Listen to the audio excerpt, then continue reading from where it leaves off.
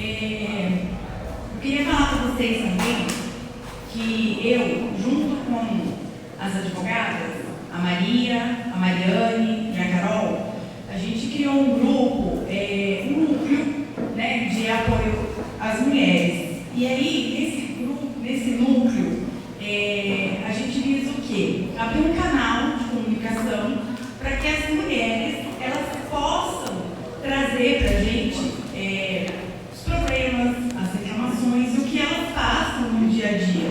Isso não só na nossa categoria, mas em todas as categorias.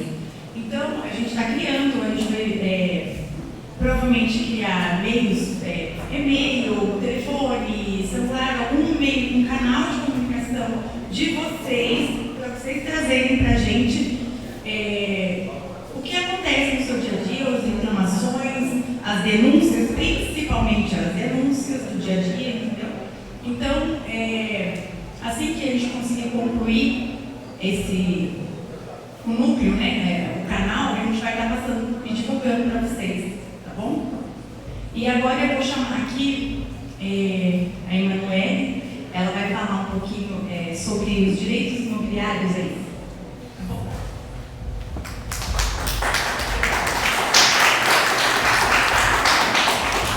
Bom dia a todas vocês, parabéns pelo nosso dia. Tá todo mundo acordado aí, depois que a gente come dar uma relaxadinha, né? Bom, eu sou Emanuele Coutrinho, sou advogada especialista em direito imobiliário. Tenho um escritório aqui em Jacareí mesmo. Hoje eu separei um tema um pouquinho diferente, né? Foge um pouco aí da esfera do trabalho, mas para a gente também pensar na questão patrimonial, quanto é importante a gente, como mulher, entender sobre os nossos direitos dentro do casamento, quando a gente vai se divorciar, né? A gente sabe que o lar é muito importante e que muito tempo os homens foram destinados a cuidar, a ter essa responsabilidade, né? A cuidar ali de todo o patrimônio da família. Mas a gente, como mulher, a gente também precisa ter um conhecimento sobre essa área e por isso que eu separei esse tema hoje e eu vou falar um pouquinho para vocês sobre a importância da mulher nos negócios imobiliários, tá bom? Bom, como as meninas aqui já falaram, né? A nossa luta feminina, ela vem de muito tempo, né? O homem sempre prevaleceu nesse mercado de direito imobiliário mesmo. Só para também iniciar essa questão, o que é o direito imobiliário, que às vezes as pessoas não conhecem, é realmente uma esfera do direito que cuida ali da compra e venda, da regularização de imóveis, da questão de locações e também tem um impacto ali na questão do casamento, do divórcio, na herança. Então é muito importante a gente falar sobre esse tema, tá bom? E aí, voltando, a nossa luta feminina pelo espaço de igualdade, ela já é muito antiga. Então, a gente teve, sim, um mercado muito predominante masculino. Os corretores de imóveis, a maioria, a mulher só foi poder ser inserida na corretagem em 1990. Então, isso é uma recente, né? A gente fala aí de 33 anos, né? Praticamente aí a mulher atuando nessa área. E o CPF da mulher também, ele só passou a existir em 1962. Isso também é muito recente. Quando a gente pega a documentação imobiliária, por exemplo, matrícula de imóvel e tal, a gente vê ali a qualificação do casal e tem o CPF do casal, não tem o CPF da mulher, porque a mulher ela não tinha esse poder de tratar negócios. A mulher não podia abrir conta em banco. Essa questão patrimonial era totalmente velada para nós. E a gente precisa, sim, trazer isso, e isso impacta nos dias de hoje, porque a gente não tem acesso a tanta informação, porque realmente isso foi nos fechado, foi proibido para nós, e com muita luta a gente conseguiu aí ter o CPF, e também agora a gente precisa ter conhecimento, porque o conhecimento ele nos leva a ter liberdade, porque a falta de conhecimento, como eu coloquei aqui, pode levar ao prejuízo, tá bom? Bom, as meninas aqui trouxeram o viés da violência patrimonial, mas eu falo um pouco alto, bastante no microfone. A violência patrimonial na questão da esfera trabalhista. Mas a gente tem aí alguns casos, acho até que vocês viram na mídia, né? Ana Hickman, Nayara Azevedo, a cantora, exatamente sofrerem violência patrimonial dos seus esposos, exatamente pela ausência de conhecimento daquilo que acontecia com a vida financeira da família.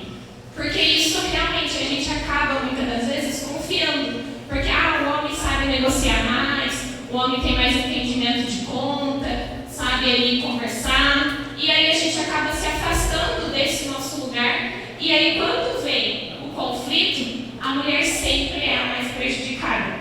Então essa questão da violência patrimonial, ela é trazida ali na Lei Maria da Penha, e é caracterizada pela manipulação econômica e destruição de bens materiais, que registrou um aumento de 23% em 2021 para 44% em 2023. Então vocês veem aí que realmente foi um aumento gigantesco. Mas talvez também seja porque as pessoas não sabiam que isso é uma violência patrimonial e que as mulheres sofrem isso também.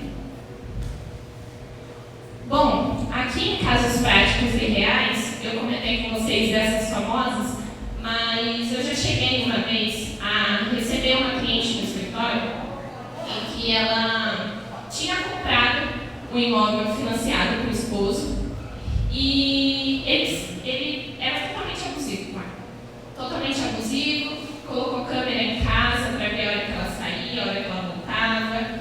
Ele saiu depois da casa, né? Eles começaram um processo de separação, mas não a formalização do divórcio em si. E aí ele saiu do imóvel, ela ficou, e ele pedia acesso a câmeras do condomínio para saber que horas o carro dela saía, que horas o carro dela chegava. E ele colocou um medo tão gigante nela que ela ia perder o imóvel só por se separar dele, que ela ficava assim desesperada.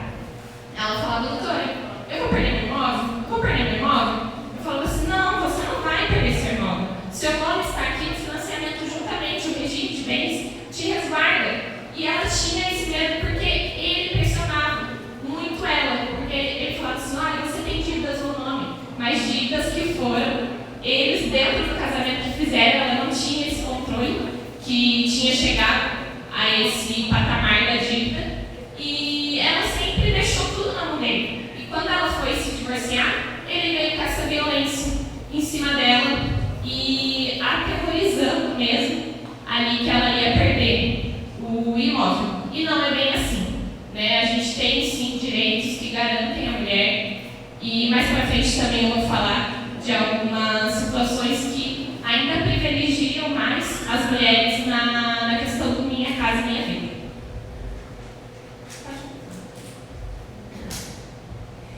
Aqui também eu coloquei a questão do conhecimento é liberdade, exatamente para vocês começarem a pensar que a gente também tem que ter um posicionamento de se interessar por investimentos. Então, assim, deixar de abrir uma conta no banco, confiar tudo no marido, isso são coisas que às vezes a gente acha normal, mas a gente precisa ter controle, a gente precisa saber o que está acontecendo, para onde o dinheiro da família vai.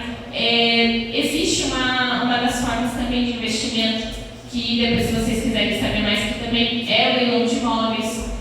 Muitas das vezes a mulher, ela pode se divorciar, mas aí ela tem aquela casa, ela consegue colocar aquela casa para alugar e fazer aquilo de renda. Então a gente começa a ter, a gente começa a pensar exatamente possibilidades da gente investir e trazer essa segurança pós-divórcio, porque muitas das vezes o homem coloca aquilo na nossa cabeça como se a gente separasse dele e a gente ia ficar na miséria. E na verdade não é bem assim. Mas para que isso não aconteça, para que vocês tenham essa segurança, né, para que as mulheres tenham essa segurança, a gente precisa entender o que a gente pode fazer. E essa questão também, né, de colocar o imóvel aí para alugar, para é uma das coisas também importantes da gente falar. Bom, eu coloquei aqui também os direitos da mulher com o seu patrimônio. A importância da escolha do regime de bens. Vocês aqui sabem qual regime de bens vocês são casados? Sabe? É muito importante a gente saber isso. Porque assim, tem mulheres que se casam muito novas. E já recebi também mulheres assim no escritório.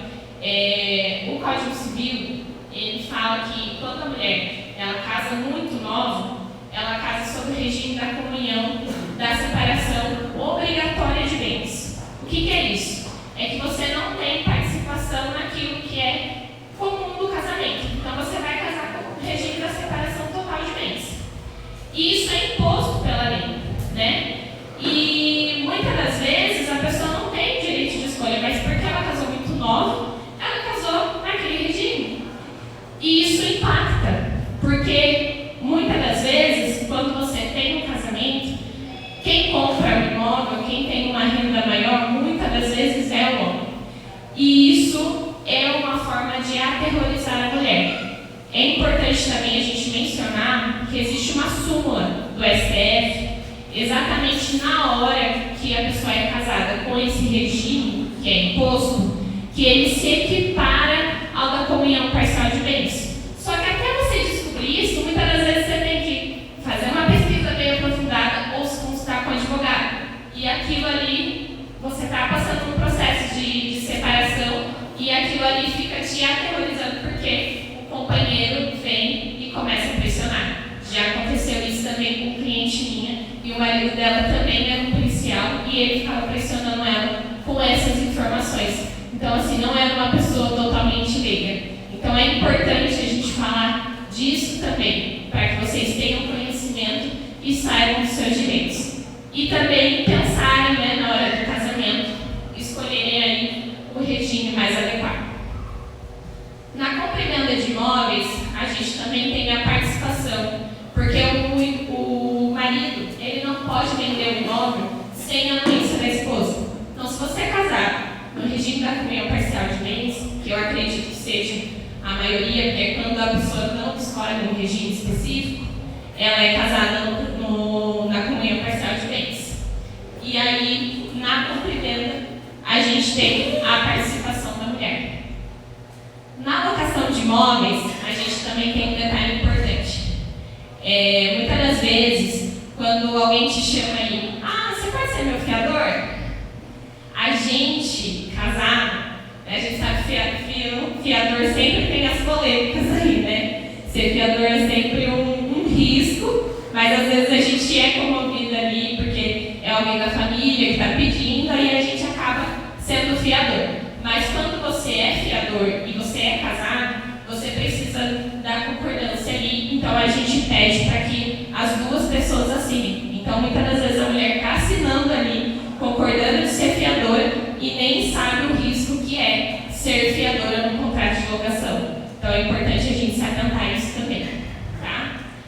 Na questão da herança, que é um ponto bem importante, as pessoas confundem muito o que é herança e o que é ameação.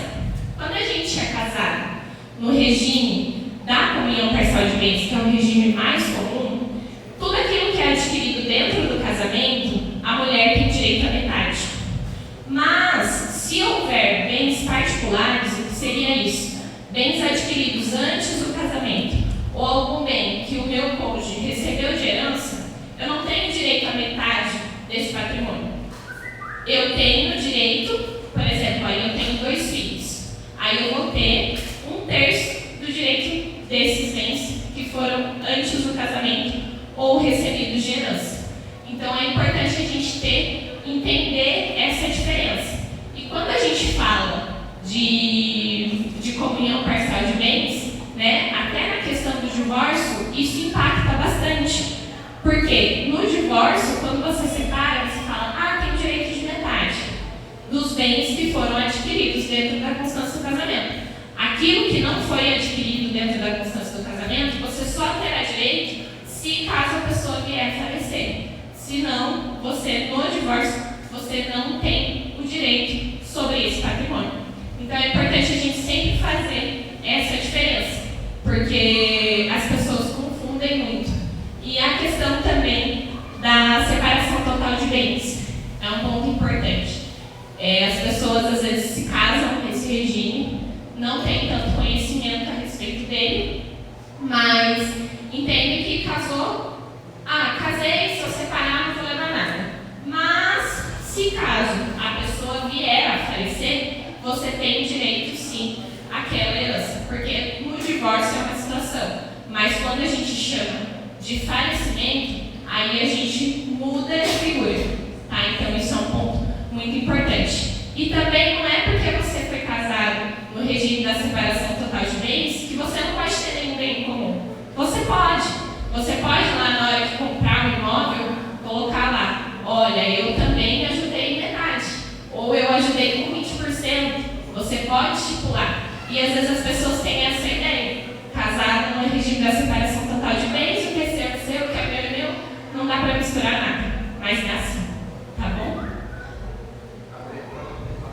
Bom, aqui na parte dos direitos da mulher com seu patrimônio, ainda continuando, falando sobre as preferências do Minha Casa Minha Vida, que foi muito movimentado aí quando o Bolsonaro mudou para a Casa Verde e Amarela, mas isso é um direito que já está na lei desde 2012, que foi sim no governo anterior.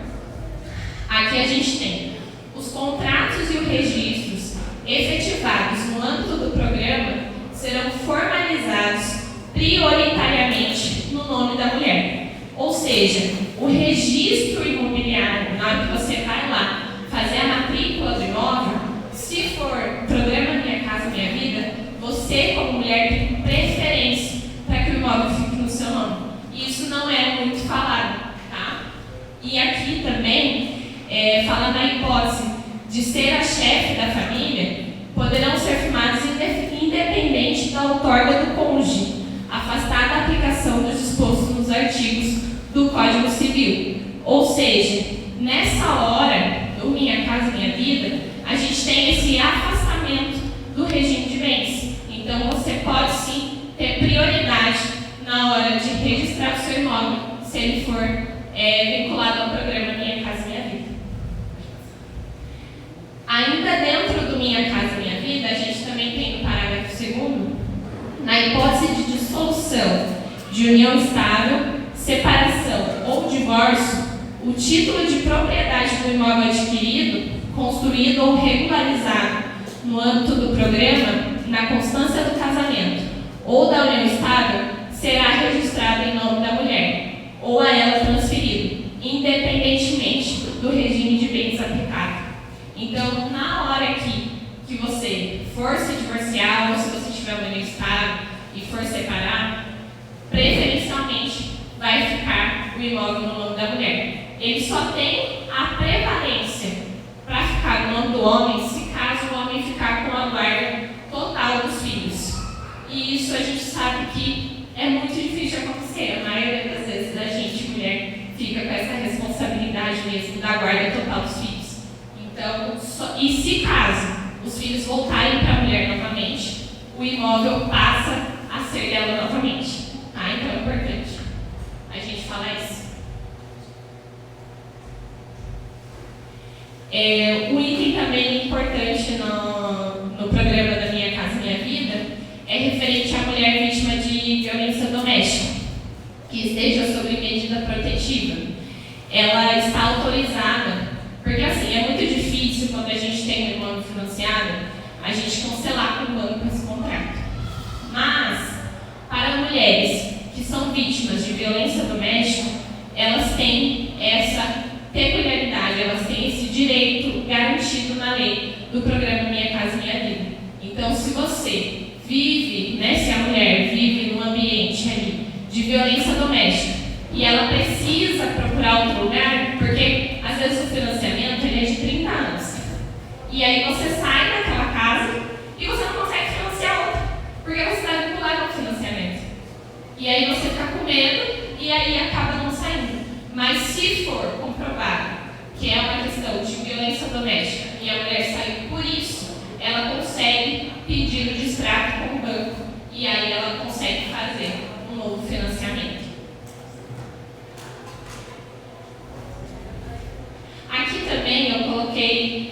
duas situações, que é o direito real de habitação e a usucapião familiar. O direito real de habitação, ele é um ponto... Eu vou explicar dando exemplo porque é mais fácil do que eu falar o conceito para vocês. Imaginem só, vocês, numa situação em que o marido de vocês teve uma outra família, e aí você é a segunda esposa, e aí você começa com um relacionamento, se casa com ele e vai morar na casa dele. E aí aquela casa, teoricamente, ele comprou na constância do outro relacionamento. É uma casa só dele, é um bem particular dele, que a gente chama. E aí você vai morar com ele. E aí você constrói família e tudo mais. Se caso ele vier a falecer, o seu direito de permanecer nesse imóvel, ele é de forma vitalícia. Então isso é um direito muito importante, porque às vezes as mulheres têm medo, né, dos outros filhos do casamento anterior virem reivindicar a saída dela, virem e pedir o imóvel de volta. E isso é um direito garantido no Código Civil, que a gente chama direito real de habitação. Tá? E o último aqui, que é a usucapião familiar, que é exatamente quando o marido abandona o lar por mais de 2 anos. A legislação, ela permite que a gente faça o requerimento da usucapião familiar para conceder a totalidade daquele imóvel que foi adquirido na constância do casamento para ficar somente no nome da mulher. Então, o companheiro, infelizmente, abandonou o lar, ele acaba perdendo esse direito daquela meação, né, daquela metade que ele tinha ali do imóvel, através da usucapião familiar. Bom, esse daí já é o último slide para a gente encerrar, mas o que eu gostaria de falar é exatamente isso. É muito importante a gente promover esses encontros, esses debates, para a gente conversar sobre direitos, para a gente entender, para a gente abrir a nossa mente, pensar um pouco diferente e também se proteger, porque o conhecimento, ele realmente nos traz liberdade. E essa questão de você saber o que você pode, para você bater de frente mesmo, se você estiver passando num processo de divórcio, bater de frente com o seu esposo, seu companheiro, para você falar, não, eu tenho direito sim, não é isso que você está falando. Isso é muito importante para nós mulheres.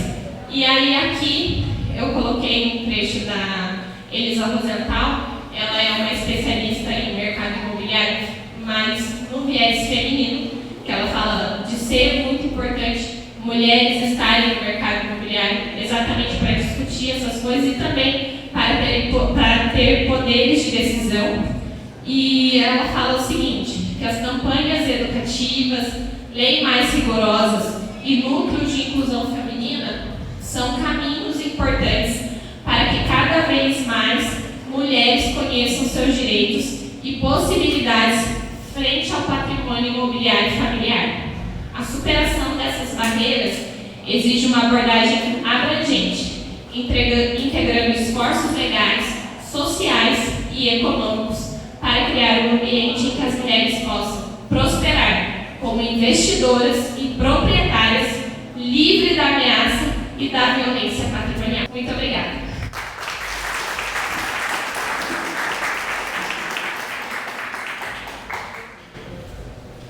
Bom, eu já vou abrir agora um debate ou uma pergunta. Se alguém tiver alguma